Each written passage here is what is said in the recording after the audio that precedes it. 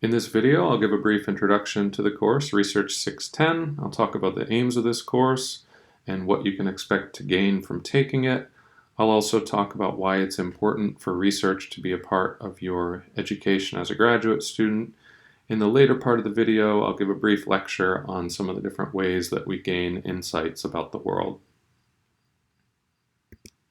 First, I just wanted to give you a moment to read Springfield College's course description for Research 610. So go ahead and pause the video, take a moment to read it, and then I'll say a few words. So you'll notice in the first sentence it says this course emphasizes the search for truth. So that's a phrase that we're going to be discussing a little bit in class to kind of make sense of what is meant by truth. But basically this course is all about applying the steps that are apparent in the rest of this paragraph, the steps of the scientific method to learn something new about a topic. So in this course you're going to be identifying a topic that's of personal and professional interest to you. You're going to perform a review of literature, so you're going to be reading articles about that topic to understand what is already known about the topic, what is still not well understood about the topic, and basically use that information to design your own study as part of either your independent study, your thesis, dissertation, whatever's required for your particular degree program. So part of this course will be dedicated to learning about research methods, how to design studies, how to collect data, and then how to analyze that data through descriptive and inferential statistics, and finally how to report your results, primarily in writing, but also a little bit of attention will be given to oral presentations as well. These are two questions that we'll consider in small groups in class. What is truth? What is research? For the purpose of this video, I just wanted to give a few definitions of research in the words of famous scientists throughout history, starting with Neil Armstrong, the astronaut who was the first person to walk on the moon. He said research is creating new knowledge, so pretty straightforward definition from Neil Armstrong. Albert Szent-Györgyi, he was a Hungarian biochemist who won the Nobel Prize in 1937. He was credited with identifying vitamin C and understanding why it's important in our diets. He said research is to see what everybody else has seen and to think what nobody else has thought. So basically kind of taking everyday situations that everyone knows about and thinking about them in a new way. Zora Neale Hurston was an African-American anthropologist who did some really influential work examining African-American and Caribbean culture. Her quote is, "Research is formalized curiosity, it is poking and prying with a purpose." And finally, just a textbook definition of research. Research has been defined as a systematic process of finding insights about the world and answering questions and/or solving problems. Sometimes graduate students wonder why they have to take research courses and why do they have to conduct their own research if they don't want to become a professional researcher. For example, what if I want to be an educator teaching in either K through 12 education, college teaching, administration, coaching, that type of thing? Or what if I want to be a practitioner, for example, an applied sports psychologist, strength and conditioning coach, athletic trainer, therapist, counselor, all kinds of different practitioners out there. And I suspect that's probably true of a lot of you, so let me start with that one. As a practitioner, it's important for you to be able to read research and understand what researchers are saying about kind of the newest, latest, greatest best practices for your field. And it's also important for practitioners to be able to communicate with educators so that they can know what's best to be teaching the students who are coming through to become practitioners. Of course, it's also important for educators to educate both researchers and practitioners.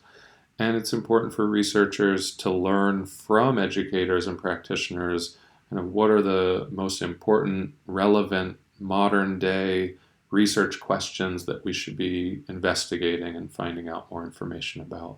So it's important for these three different career paths for these people to be able to understand one another and work with each other. And really, it's important for all of those people to understand about research.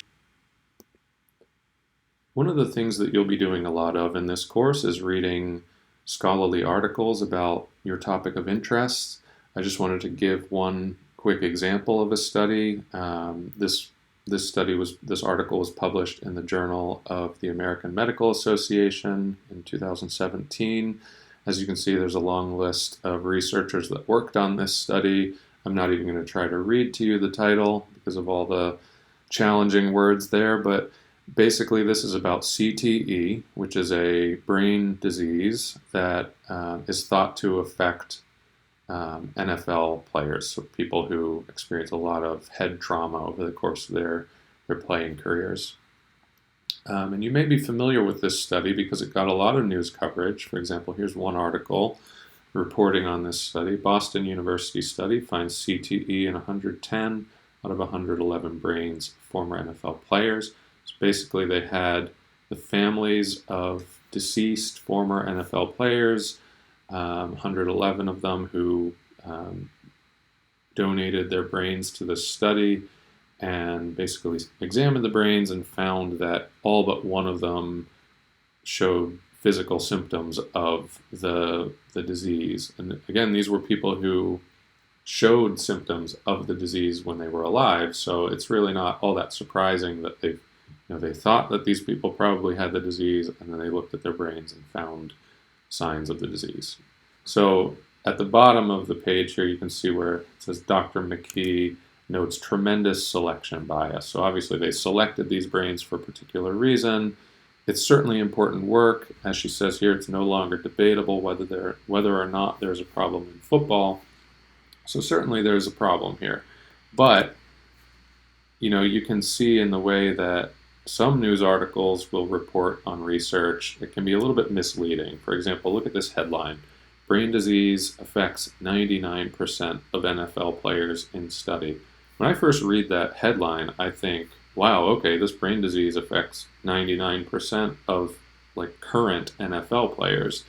But obviously, if we dig a little bit deeper, we can find that it's really just saying it affects 99% of the players who were involved in this study, whose brains were examined in this study. And these are former NFL players, again, who showed signs of the disease during their lifetime. So take-home message here is, I want you to be an informed consumer of research to the point where you can read this headline and not just accept it at face value and read further and dig a little deeper to know exactly what they did and what some of the strengths and limitations were of this study, so that you can read an article like this one, and even this one in detail and kind of pick out the strengths and weaknesses of the research. So the overall aims of this course are to develop your ability to first understand and think critically when you consume other people's research, as I was just talking about. So you're going to perform a review of literature, you're going to be, as I said, reading articles and writing about them, summarizing them, and understanding, again, what is already known from research and what still needs to be studied. And this skill is especially important in your career as an educator or practitioner. And then the second aim is to be able to plan and carry out your own research as part of your degree requirements, whether it's an independent study, a research project, thesis, dissertation, whatever the case may be for you. So certainly this second aim is going to be especially valuable if you decide to go into research as a career. But I would argue, as we'll discuss in class, that these skills are going to be valuable to you in lots of different ways in your life. So being able to read about and think critically about other people's research is going to make you a better citizen. It's going to allow you to be more effective at advocating for change in your community about different issues. It's going to make you a more informed voter.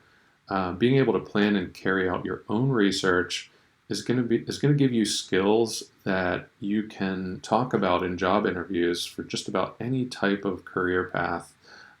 When you do your own research, it's a big undertaking. You're managing a big project that involves organizing lots of different activities, communicating with lots of different types of people, whether that's undergraduate students, coaches, professors, athletes, and you're going to be communicating both orally and in writing.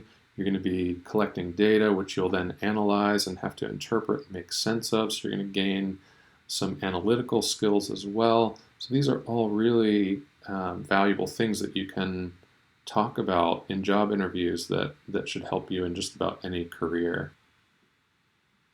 So as I mentioned earlier, I'm just going to give a brief lecture on some of the different ways that we gain insights. And one of those ways is intuition.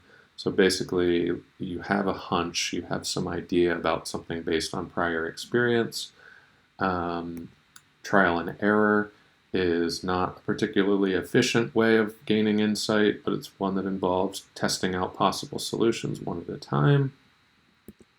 Tradition, basically passing knowledge down. So just kind of trusting the way it's always been and passing that knowledge down from 1 year to the next or one generation to the next. Authority, trusting expert opinion or precedent, so kind of similar to tradition, but this is more about trusting someone who's considered to be an expert in a field. So maybe you have some intuition about a topic, but you go to some expert to see what their intuition is about a topic, maybe if they have more expertise or experience than you have. And then we have some more kind of structural and formal ways of gaining insights. So one of those is logical reasoning, and that can be broken down into either deductive reasoning or inductive reasoning. And in the next slides, I'll talk more about those. Aristotle, the Greek philosopher, was credited with formalizing logic and logical reasoning. And then beyond logical reasoning, we have what's going to be the major focus of this course, the scientific method and the research process, which I'm using those two terms interchangeably, defined as a systematic approach to gaining insight by collecting and analyzing data. So going back to logical reasoning, starting with deductive reasoning, this is a way of connecting two or more general statements in order to reach a more specific conclusion. This is known as a top-down approach because it's going from general to more specific. So just to give you an example how this works, we start with a general statement. Aristotle used every form of deductive reasoning. We give a slightly more specific statement. Syllogism is a form of deductive reasoning. And then we arrive at a conclusion. Therefore, Aristotle used syllogism. So just to give some rules about how this has to work, the initial statements, the first two statements, the premises, must be true, and the final conclusion must not exceed the content of the premises. So this example with Aristotle works just fine. An example where this didn't work as well is here. So the premises are 2 equals a number, 1 equals a number, and the conclusion is, therefore, 2 equals 1. Obviously, we know that's not true. What happened here is that the final conclusion exceeds the content of the premises. It kind of got too specific too quickly because the second statement didn't really get any more specific than the first statement. It didn't really show how 1 and 2 are related to one another. So if we were to change this and say 2 equals a number, 1 equals a number that is 1 less than 2, then we could arrive at the conclusion, therefore 2 minus 1 equals 1. Or another way we could do this, we could say 2 equals a number greater than 1.5, 1 equals a number less than 1.5, and that kind of 1.5 shows how they're related, right? So we can say 2 is greater than 1 in our final statement. Inductive reasoning is the reverse of deductive reasoning. It's known as a bottom-up approach because it's going from specific to general. So we use specific observations to form general principles. Let me give you an example of this.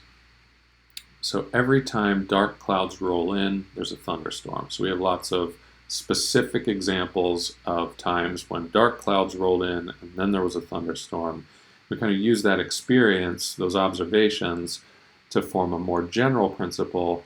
Therefore, dark clouds must be associated with thunderstorms. So in summary, we've talked about some of the less structured ways that we gain insight through intuition, trial and error, tradition and authority, and then I talked about some of the more structured ways, logical reasoning, including inductive and deductive reasoning, and then what we'll talk more about next time is the scientific method and the research process. Thanks for your attention.